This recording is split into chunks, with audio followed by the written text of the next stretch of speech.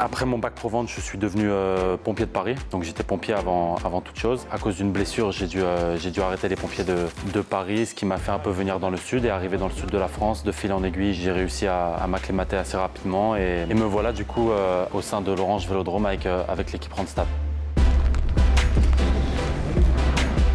Alors moi j'ai fait des études en commerce international. J'ai travaillé à l'étranger en France en tant que commercial et commercial export. Par la suite j'ai servi la Légion étrangère pendant 5 ans en tant que réserviste au 1er REC à Carpiane à côté d'ici. Mon objectif à l'issue en fait c'était d'intégrer les forces spéciales de l'armée de terre. J'ai fait toute une série de sélections et après j'ai arrêté et je suis pas mécontent d'être sorti du circuit. Et me voilà maintenant à l'Orange Vélodrome avec Randstad pour accompagner l'OM et ça me va très bien.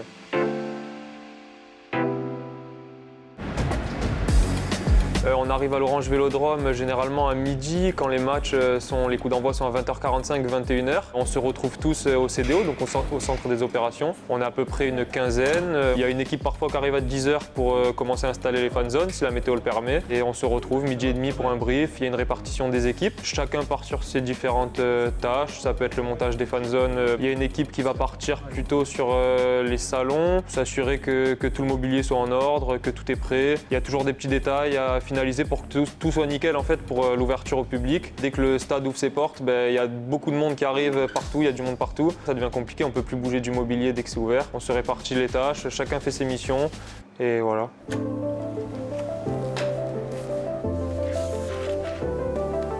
Ça fait plus de 3 ans que je suis à l'Orange Vélodrome au CDO, au centre des opérations. J'ai passé pas mal de temps dans la tribune Jean-Bouin, donc à m'occuper de tout ce qui était globalement l'accueil du public, faire en sorte que tout soit aménagé, fonctionnel pour tout le monde, les canapés, les assises.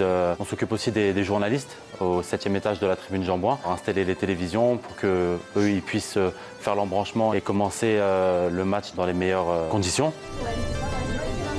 On s'occupe, comme l'a dit Sébastien, de la table des légendes. Donc ça, c'est un endroit qui regroupe à peu près 700 à 800 personnes, des personnes VIP qui ont payé une prestation pour pouvoir assister au match, mais au préalable manger et pouvoir avoir un petit moment un peu privilégié au sein du stade. On vient mettre en place les tables, les menus, faire en sorte qu'ils soient bien installés, comme à la maison en fait.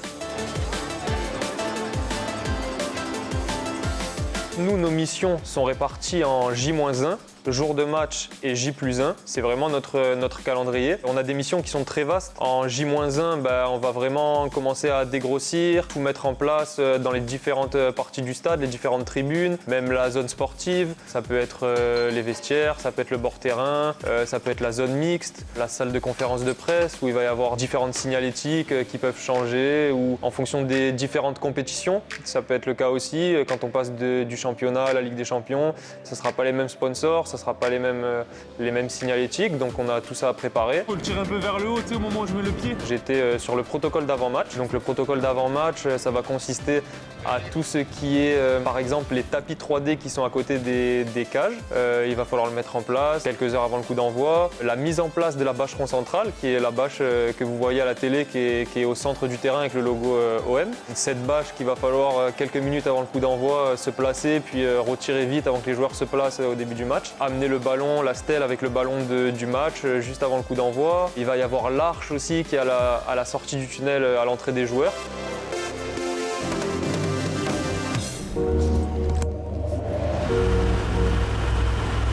Au centre des opérations, on est, comme l'a dit Sébastien, une quinzaine, vingtaine d'intérimaires avec chacun des tâches différentes. En règle générale, 3 équipes. Donc il y aura une première équipe qui sera vraiment sur la zone extérieure de l'Orange Vélodrome pour mettre en place les fan zones. Donc les fan zones, les installations pour accueillir le public en avant-match. Une ouverture des portes à 19h va permettre aux familles, aux enfants de venir un petit peu manger, boire un verre aux abords du stade pendant une petite heure, se relaxer, taper un peu dans le ballon. Il y a plein de petites activités. La deuxième équipe, ça va être une équipe vraiment en intérieur. Ça peut être sur le secteur Gannet ou Jean-Bouin. Et la troisième équipe qui, elle, est un petit peu plus petite, c'est la mise en place de la signalétique. Donc eux, ils vont vraiment s'occuper de tout ce qui est panneaux aux abords du stade pour indiquer les parkings, indiquer les buvettes. Ça ça peut être mettre des bâches Olympique de Marseille, histoire de camoufler certaines zones pour pas qu'il y ait non plus de débordement par exemple entre les spectateurs de l'OM et les spectateurs visiteurs. Eux, pareil, leur mission elle est là en J-1, ils ont quelques petites bricoles à rajouter en jour de match. Il y a une autre équipe, mais en fait, c'est pas vraiment une équipe, c'est une seule personne qui s'occupe, elle, de la zone sportive. Et cette personne, elle va avoir pour but, du coup, de répondre à toutes les petites demandes des joueurs de l'OM, par exemple, ou de l'équipe visiteuse, à savoir des bouteilles d'eau pour le coach, pour les joueurs, etc. Ça peut être un maillot qui manque ou des choses comme ça. La température n'est pas bonne, par exemple, dans la zone mixte ou dans la zone sportive. À la demande des joueurs, lui peut aussi faire une demande, du coup, au coordinateur du centre des opérations qui, lui, va passer les messages pour que ces petits problèmes-là se règlent assez rapidement. Il va y avoir également une personne qui est en fait le coordinateur du centre des opérations. Donc c'est la personne qui va rester au centre des opérations sur toute la durée en fait du jour J, du match, et qui va recevoir tous les appels qui viennent des différents partenaires, prestataires. Et ça peut être très varié. Il a plusieurs talkie-walkie en fait reliés à tout le monde, et il peut recevoir un appel pour une personne qui fait un malaise dans une tribune, comme recevoir un appel pour un évier bouché en tribune présidentielle par exemple, ou n'importe où dans le stade. Et lui il va en fait rediriger tous les appels vers la personne concernée et va envoyer les différentes personnes en charge des problèmes qu'il peut y avoir. Ça peut être les pompiers pour un malaise ou autre, il va vraiment gérer tout ça. Nous, il nous fournit toutes les clés dont on peut avoir besoin. Il prépare notre matériel avant le match, que ce soit nos talkie-walkie, les clés des voiturettes ou autre. Il gère vraiment toute l'intendance du centre des opérations.